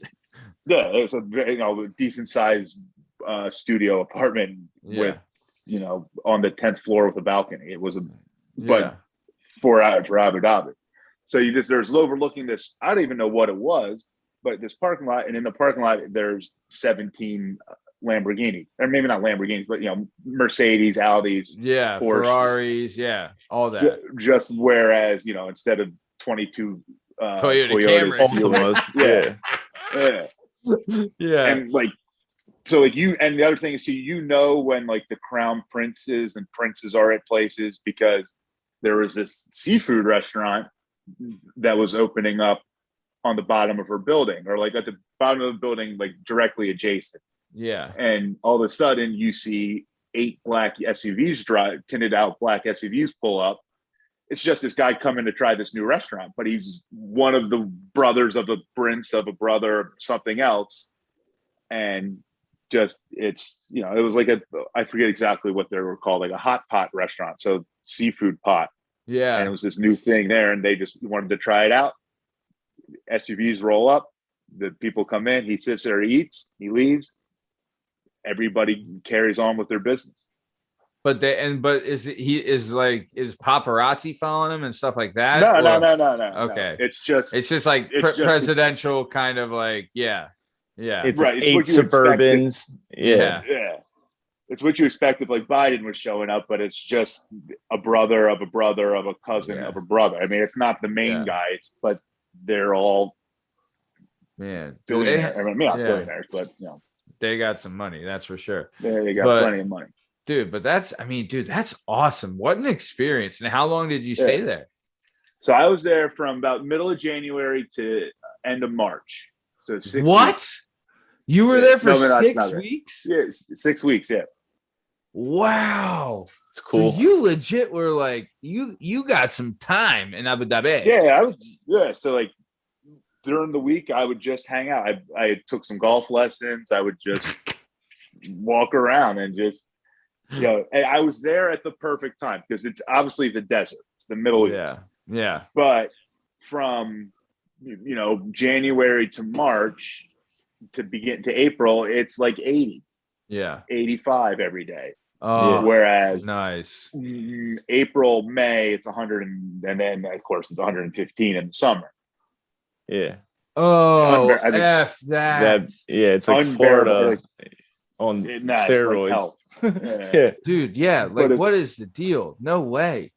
So like people, like my fiance tells me, like, because I wasn't there, but like people just don't go outside. You go into your car in the garage, you park at work in a garage, and then you don't have to go outside. And then when you want to go to the store, you park in the store's garage that's air conditioned. It's that hot that it's just like, it's crazy that there's like the adverse of that too, where like if you go to Minnesota and it's Minnesota in the dead of winter, everything is like connected with like tunnels and stuff like that. Right. Like it's the same thing where they have like all these like walkways that are connected with tubes, where if you go outside, there's like a frostbite warning. Right. But the same thing is going on in Abu Dhabi, but it's the adverse of like, hey, it's a heat stroke warning. You know what I mean? Like that's unreal to be in that like type of heat like that. As soon as people say that stuff, the first thing I think of is like, how did people like 1,000 years ago survive that? Right. Like that's unbelievable to me. Right. Like unreal. Because I mean, I've been in Vegas where it's been hot, and it like, that's how I feel it compares to, where it's like 110 and it's just scorching. Ooh, that's tough stuff. But nice. Okay, so you did Abu Dhabi, and then where else did you go?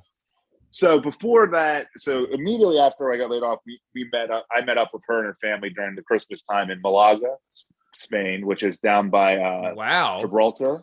Okay, rocking it. So we spent a week there, and I climbed Gibraltar. I got her dad got attacked by a Gibraltar monkey. Whoa! They're famous for that. I don't know if you know about that, but the Mount Gibraltar has these monkeys that will, just through history of people giving them food, they'll come up and they'll take it.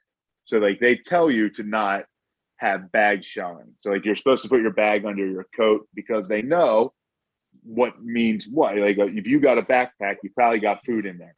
Oh, so you open that backpack, they're jumping on you. I saw all sorts of people that they just come up and they're on you. the one jumped on the guy's wife, woman, girlfriend, whatever it was. He just starts hitting the thing with his backpack, and you just do it and you move on. And what? it's just, how big are these that's things? I don't know, 2 or 3 feet. They're not like, there's bigger ones, but like it's like the little ones that really come out. Right. Like the bigger ones know better at that point. Well, okay, so it's like the ones from like the one from Friends, right? Like that size. Yeah, I don't know Friends. Oh, like a little shoulder monkey. It can sit on your shoulder. It's not big. It's not an ape. It's a little like a pet monkey. Yeah. Right. So yeah, but like there's some bigger ones and older ones that that know that you don't need to go attack people for food because they just throw a bunch of food out. The little restaurants on there just dump old vegetables out there. So yeah, they know where the good stash is. Nice. So okay, so let's keep it moving then. So all right, so you did Gibraltar, you rocked it hard. Yeah. Where else did you go after Gibraltar? So then, I was in Abu Dhabi. So while in Abu Dhabi, obviously we went to Dubai, which is about an hour and a half car ride away from Abu Dhabi. We flew out to Oman for a weekend, which is on the Gulf in the Middle East as well. Another little. And is that like a nice like vacation spot or what's going on there? Yeah. So like it was a 2-hour flight. We can get in with our visas, or her work visa and my whatever it's called, visitor visa, let us fly into the country. So it was because we can't just go anywhere. Yeah. Over there. So we were able to just pretty much randomly fly out there on a weekend and go and just stay in a place called Muscat. We went to a golf tournament. We drank. I mean, it was the same sort of thing where you can go to all the bars there are connected to hotels. All right. You're not just standing alone. It's not like you just pull up to, any dive bar and just it's there. No, it's a bar that's attached to the Hilton. Yeah. The Hilton. So that's where they all are. Yeah. But so the hotel will have 8 different bars there too. Yeah. So like one's a sports bar, one's a nightclub, one's a wine bar, I see. Okay. So like so but those are the only places that can serve alcohol. So there's still and then there's restaurants. So like I think on Valentine's Day we went to the Ritz-Carlton to have dinner, and it's just there's just 10 super restaurants in back sitting next to each other because that's where you can go have a nice dinner and have a drink. Yeah. But so it's kind of like almost like a casino in a way where like casinos have a ton of like different restaurants and stuff like that. So yeah, okay. Absolutely. So you're going there. It's all contained with itself. Okay. So it's like one big spot with like high end kind of bars and restaurants and nice things. Right. Nice. Okay. Yeah. So you go there, right? And you had some fun. Where else did you go?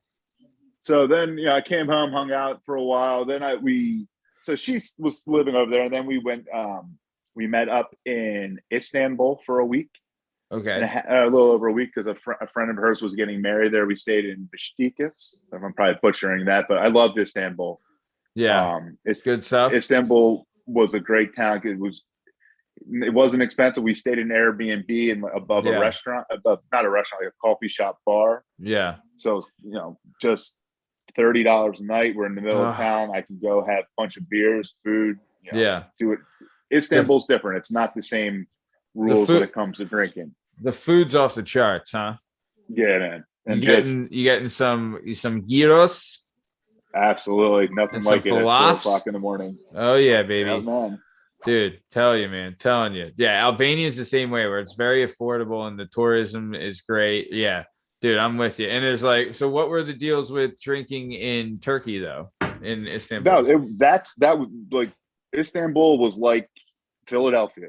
There was just shops, restaurants, bars, industry, anything else there going on. People just living life.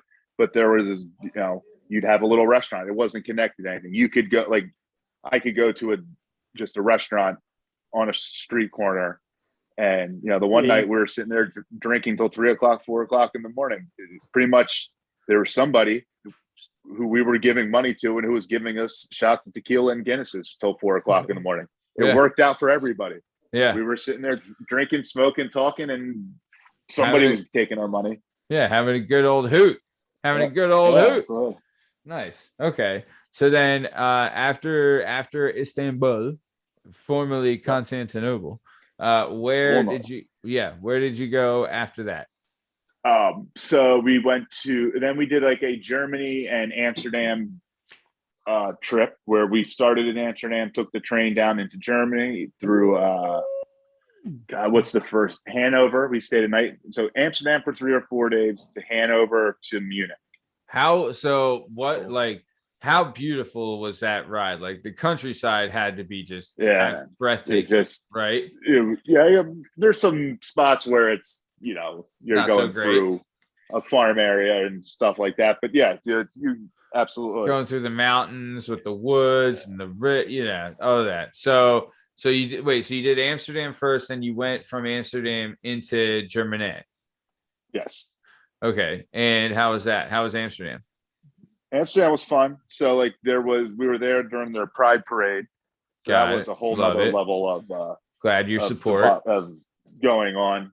So that was a happy coincidence. I don't think we planned on that or knowing that was going to happen. Sure. And so you see you and your fiance Steven really didn't plan on that, huh? Like I said, happy coincidence. Yeah. But no, I had a lot of fun in Amsterdam. The red light district is something to see. Nice. It's just something to see a bunch of disinterested half-naked women on their cell phone fake dancing. Just being like, yeah, call me baby. Okay, what do you want? Okay. I love you, baby. You love you, American. Yeah. They're just looking for it doesn't matter. At this point, everybody knows the deal. Everyone's looking for a specific woman. When they see them, they're going to pay for it. Yeah. They're like, look, your ass not that big. Where's the Latina lady? Okay, 3 doors down. Thanks. Yeah. Nice. Okay. Nice. So then you left Amsterdam, you go to Germany, and then did you just visit one city? Where'd you go? Frankfurt, or I know you said Hanover, but Hanover. So just because of the train, to break up the train rides. Yeah. Because it was I think 4 or 5 hours, maybe 6 from Amsterdam. Yeah. But so we stayed in Hanover.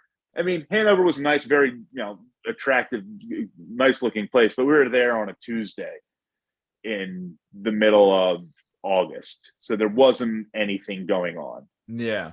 Right. So I mean, part of the thing is but it's not really like, and we were only there at night, so we didn't really get to find cultural stuff. Plus, you've been traveling, and that's a lot. That's a lot. Yeah. Travel days are tough. People don't realize that. Yeah, you just came from Amsterdam in the Pride Parade. Now you're in Hanover, Germany. This is a nice town. Yeah, where's the pretzel factory, huh? What's going on here? I need some sourdough pretzels. Yeah. Where's your beer garden? Yeah, nice. So, okay. So then, you kind of just passed through there. Where was next after that? So then it was pretty much it was Amsterdam, Hanover, and then Munich. So we spent the next 3 or 4 days. I forget exactly, out maybe 5 in Munich, which awesome. I mean, we that's the thing. I'm not big on the hostels. I know that's a lot of what your people do who travel in Europe. So Airbnb is a nice alternative. Agreed. In between the hotel and the safer, cleaner, and hostel. Yeah, I'm with you. Nice. And if you can do it, if you're gonna do that, and you're gonna spend some money, spend a little extra so you can enjoy yourself and be comfortable. That's what the fuck's the point, right? I'm with you. Absolutely. Nice. Yeah, dude, that's awesome, man. I'll tell you, my company that I work for is based in Munich, so I one day do want to make it out there. How was Munich as a city? Munich was a lot of fun. It's very. You get a lot. I like the night doing out, especially when we're traveling these places, going out and staying out late. So bunch of clubs. You go there. The beer gardens. I had way too many pretzels, giant pretzels. Hey, what else? What else are you gonna do when you're drinking giant mugs of beer? You're gonna eat giant cheese soup with your pretzels. Cheese soup. God, yeah, and some lederhosens going to town, right? Wiener Schnitzel. Yeah. Nice. Dude, but you're having fun. You're enjoying it, dude. So you really were just taking down some fucking cold ones everywhere you went, huh? Yeah, man. So and then dude, that's awesome. Throw in just the random stuff you do when you're not working, and I was collecting unemployment. Nice. And then just, I worked for that company for 9-10 years, and I was like, all right, I planned on this for a while. I knew it was coming. I'm going to enjoy it. So basically, I took off in fall of 2019. Nice. That's awesome. Dude, what a fucking way to go, babe. You know? And you got it right before the shutdown happened, huh? Yeah, you got to see everything. Yeah. Could you imagine if you planned that in 2019 and was going in 20? You would have been shit sandwich.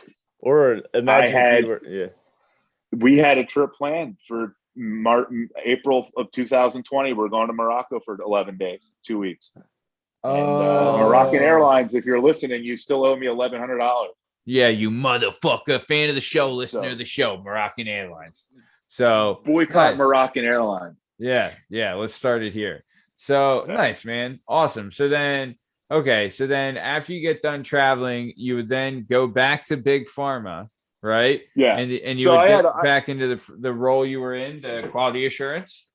Yeah. So then I had a brief interlude at a box company. It didn't work out, but they never do. That was never do. Boxes, can't trust them. No. No. So then about September or October or maybe end of July of 2020, during the height of the pandemic, I found out my fiancée was coming back.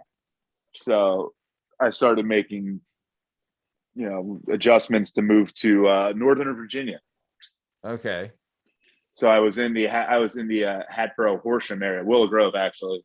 Sure. At the time, and then when she was, shout out Willow Grove, great mall. Yeah. Great mall. Bloomingdale's. Come on. Anywhere there's Bloomingdale's and a Cheesecake Factory. Fucking forget about it. Oh. So sorry. So yeah, you're doing your girl's coming back from being not allowed in the country, right? Yeah. And then she lives in Old Virginia, right? Yeah, Northern Virginia, suburbs of DC. The Army of Northern Virginia. Yeah, sorry. Keep going. So you're you're about to go to Northern Virginia. So you're trying to set up like, hey, let's progress this relationship that we're both invested in. And you're going to move in, like working to move in with her. And so you were looking for jobs in the Northern Virginia area. Is that what was going on? Yeah, basically. So once it was confirmed and I just started, there's not much, like that's the thing that in where we're, Philly area, there is tons of pharma. There's not down here. Yeah. And the DC, Northern Virginia area, there's just not a lot of that industry. Yeah. So I just kept applying at the one company that was here, and eventually they read my application, I guess. So the rest is now I'm working at. Yeah, that was October of 2020. So I've been there for about a year and a month or two. Nice, man. Dude, that's awesome, man. Good for you. Dude, and dude, I'll tell you, man, I've known you for a few years. Happy to see the turnaround you had. Happy to see you're happy with your girl and like, you've had all these things, man. Proud of you, buddy. You've taken some great steps and come a long way. Come a long way, pal. Haven't we all? Nice. So this is a traveled man. Dude, he's a well-cultured man. I'll tell you that, bub. I'll tell you that. Nice. So right now, then, you're living in Northern Virginia. You and your girl, you're getting ready to fucking sign the contract and tie the knot and do the damn thing. Yeah. And you're working, doing quality assurance, doing a job you like doing, living a life you like living. Like, that's good for you, man. That sounds, happy for you, man. That's awesome. Thank you. I appreciate it. Hey, of course, man. Of course. So we're coming to the top of time, right? And I'll tell you, I was super excited to have you on the show and glad we could finally get you on. But before we get out of here, is there anything you would like to say to your adoring fan base before we take off, Dave? Yeah, everybody listen, like, and follow the show. Fucking thank you. Thank you. Finally, someone says it. We're over 100 fucking episodes, and this is the first person to tell other people to like, subscribe the show. Fucking thanks. Thanks, guys. It's a selfless man. Yeah. Do it. Go ahead. Do it. Bang bong. So nice. Awesome. Thank you. Jalen, let me ask you, I know we're usually in agreement with this, but I believe, Dave, we would both love to have you back on if you'd be willing to come back on. Absolutely. Very nice. Come back and we'll talk all about conspiracy theories the whole time. Absolutely. I would love to do I got a bunch more, yo. Yeah, I would love to get into that. So nice. Jalen Dub, before we get out of here, anything you want to say to the End Up faithful before we take off? Paul McCartney died, and it's a fake Paul McCartney. They're trying to pass a fake Paul McCartney. Yeah. What about Ringo? Nah, Ringo's real. Ringo's real. Ringo's real. Ringo's Nice. real in all our hearts. Nice. So I'll tell you what, this has been another episode of the Working Perspectives podcast. I had a great time. You can find all our stuff and all our content on all podcast platforms and YouTube at Working Perspectives Podcast. You can add us on Instagram at Working Perspectives Podcast, and you can join us on the Twitter and the TikTok at Working P Pod. If you'd like to be a guest on the show, please email us at workingperspectives@gmail.com. And please do like Dave says, and get my wife off my ass and like and subscribe to the show. So, I just don't have to hear it. Thanks for listening. Stick around for the ad read. Thanks. See ya.